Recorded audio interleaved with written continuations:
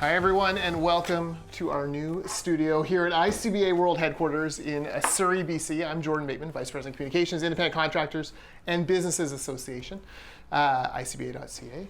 And I am joined as our first guest in the brand new studio, the King of the North, ICBA Regional VP, Mike Davis.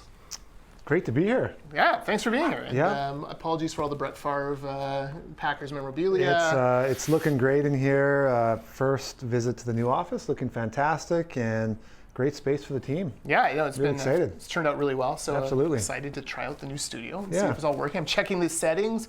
Everything seems to be going fine. So far, so good, my friend. So far, absolutely. So good. But Mike, I wanted to talk to you because obviously energy, huge economic driver in Canada, but especially in British Columbia and Alberta. You do a lot of work. You're based in Prince George, live in Prince George. You do a lot of work, though, in Fort St. John, Dawson Creek, that area. And the Northeast was really, I think, knocked for a loop by the BC Supreme Court decision around the Blueberry First Nation. Some, basically, oil and gas almost put into a holding pattern for some negotiation. Absolutely, yeah. Lots of uncertainty right now. What we're hearing is that there's been a 6-month pause on all drilling, permitting, and other permitting taking place on Treaty 8 territory.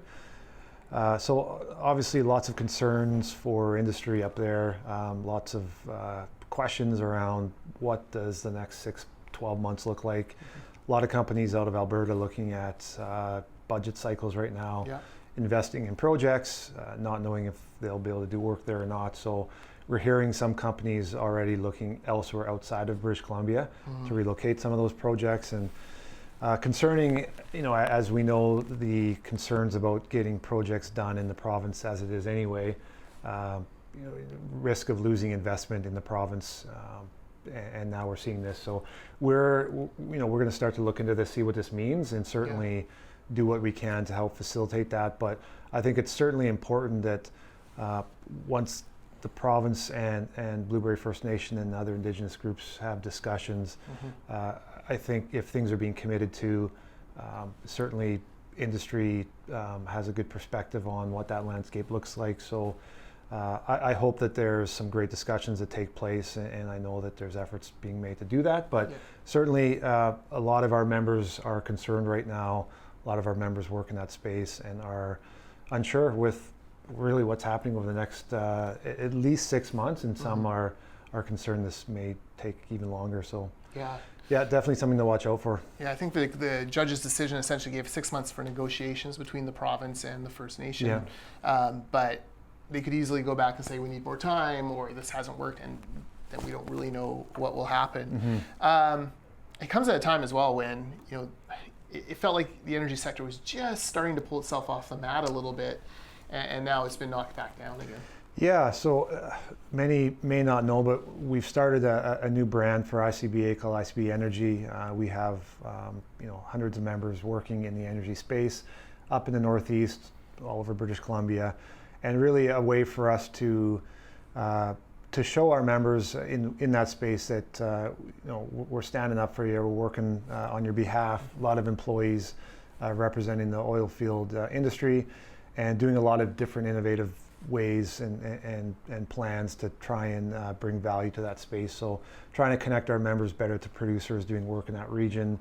One thing we see regularly is that a lot of our member companies, some are, the procurement process, the compliance process is challenging. It's very in-depth, so working with our members to better prepare them for how to better understand procurement, how to navigate a bid, how to be compliant, and what are opportunities happening in the region, and how can you participate. So doing what we can to support that area for sure. Yeah, you've been kind enough to include me in a couple of meetings you've had with Alberta producers and kind of the companies that oversee the exploration work, and it really is amazing. Like, I don't think folks like me who live in urban British Columbia or Southwest BC have really any concept how important that industry is to that region and then to the province as a whole. Absolutely. I mean, you turn on your lights, you turn on your gas stove, you fire up your barbecue. It all connects, right? And even for myself, based in Prince George, I'm very hesitant to say I'm from the north, because Northerners up in that part of the province. You're from Central BC. Yeah, so I got to be careful, right, on that. But yeah, certainly, it's a very proud region of the province. A hardworking community, and it's been through a lot of ups and downs over the past many years. So we've been fortunate to be a part of that community through our merger with Energy Services BC, and I've gotten to know the community really well up there, and some great people doing some fantastic work. Yeah, for sure.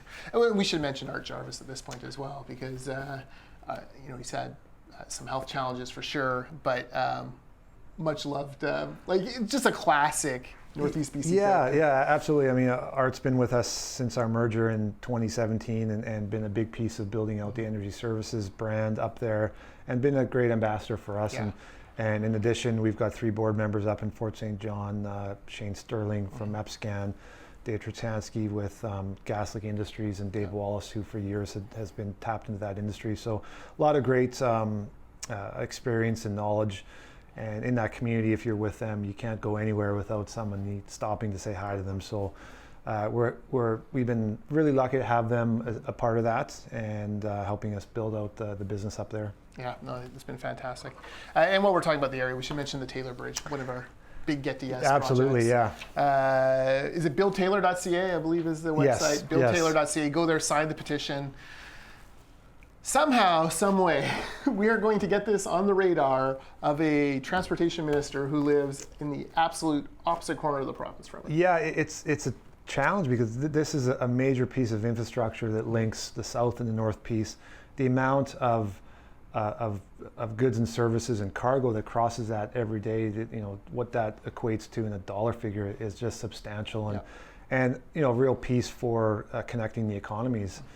I just was up in Dawson Creek in Fort St. John last week, drove across that. Oh my God, you're alive. I'm alive, and you can feel the, it's got these metal grades that you go over, and you're sliding a bit, and you can only imagine what that feels like in the wintertime. And typically this time of year it's shut down to single lane traffic. Right. I didn't see it that day I was there, but welders hanging off the bridge welding it.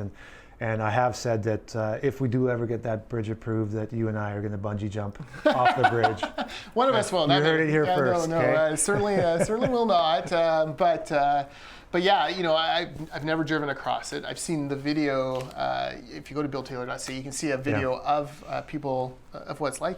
And I guess it's graded for snow to fall through? Is that sort of the idea? So that's the concept, and in theory, sure, but driving across it, it would be terrifying. Yeah, even in the wintertime when conditions are bare, you're sliding across it. So challenging, and we're one of a few groups that have been very vocal on that.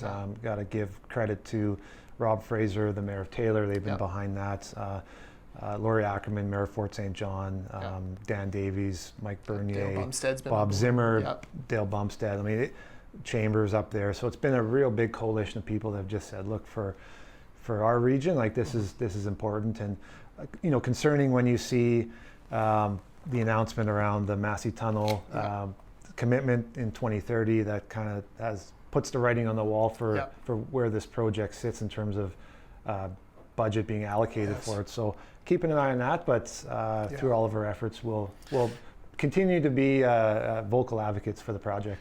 Yeah, I don't want to get into Massey too much on this, but it's frustrating to me that we could have had a 10-lane Massey bridge for $2.6 billion.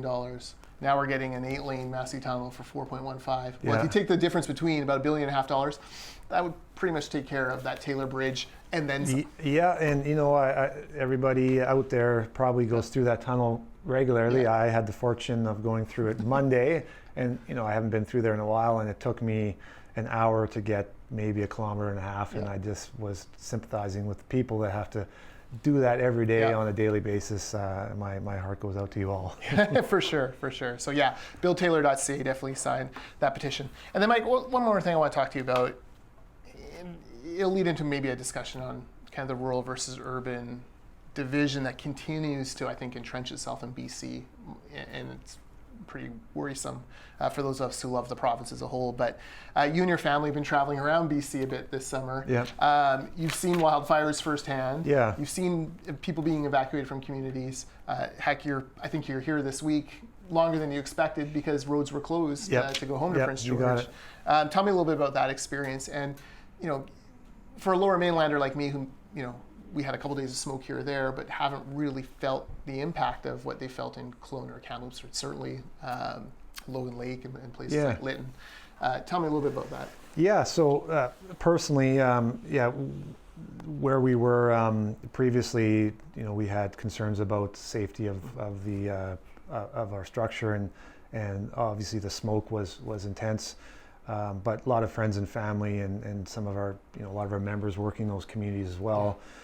Just devastating, and certainly you don't see it as much or experience it as much down the Lower Mainland, but when it's 2:00 p.m. and it's pitch black or bright orange skies, it's just really surreal. So definitely want to give our sympathy to everybody that's going out there and experiencing a lot of hardship right now. A lot of families displaced. We're going through COVID recovery into wildfires. We've got federal elections, provincial leadership election race, and just a whole bunch of challenging times. And to add to it, even before the wildfires, the tragic events that happened in Kelowna on the workplace there. It's just been some troubling times, and it's been a lot on the interior area of the province. So we're wishing them obviously the best, and keeping in touch with a lot of our members that are working out of those communities. For sure, and if you are an ICBA member, you need help. If we can help anyways, please contact us. We do have an employee assistance plan as far as mental health help through our benefits program. We want to help if there's anything we can do, for sure. I was in Kelowna a couple of weeks ago and stopped at the crane site, which is still shut down and probably will be for a while as they conduct their investigation. And there is quite a large memorial that's sprouted up there, and it's hard to look. It's hard not to get emotional. You stand there and you see the 5 vests, and then you see the little notes and flowers that have been left. What's really interesting to add to that is I had some time on the island last week. I've been in the interior up north. A lot of unity. You're seeing a lot images of those safety vests in windows all over the province. So that's quite emotional to see that, and just really solidifies that we sympathize and offer our condolences, and we're in this together. For sure, and wherever you are in British Columbia, chances are you'll run into a construction worker today or tomorrow at some point next week. Give them a nod, give them a friendly smile, because the work is safe, but it's dangerous, and so you got to make sure that we're thanking those folks for building buildings like the one we're in. Absolutely. Yeah, awesome. And then should we mention about the wellness tour? Are we allowed to talk about? What do you think? Maybe not. We haven't nailed down dates, or we haven't nailed down dates, but stay tuned. A tour is going to happen across British Columbia. Yeah, absolutely. We're going to be all over Kamloops, Kelowna, Victoria, Lower Mainland, Prince George, Fort St. John. We know people have been experiencing a lot of hardships over the past 18 months and previously. So we've, in conjunction with our new workplace wellness program, we've got a really neat regional tour with a well-known British Columbia celebrity, mental health advocate, advocate that will be definitely telling the story of workplace wellness and encouraging people to learn more about that. For sure. So watch ICBA.ca for details on that. And Mike, anything else exciting happening? Just one thing to add. I was up in Fort St. John last week, as I mentioned, and flew up from Vancouver on an Airbus. Whoa. Yeah, no Q400 because the capacity in that community right now is at an all-time high. The Q400s can't accommodate a lot of the changeovers that are happening now on these sites. So lots of optimism up there. Sites, absolutely, So when I deplaned out in the airport in the terminal, it just looked like you're in another community, like people everywhere. So really encouraging to see that that things are happening, and lots of livelihood happening up there, and people are optimistic. Oh, that's awesome. Very cool. So let's do this more often. I mean, we can Skype in, and it'll be great. And we'll talk more about energy sometime soon. Thanks for watching, and we'll see you next time.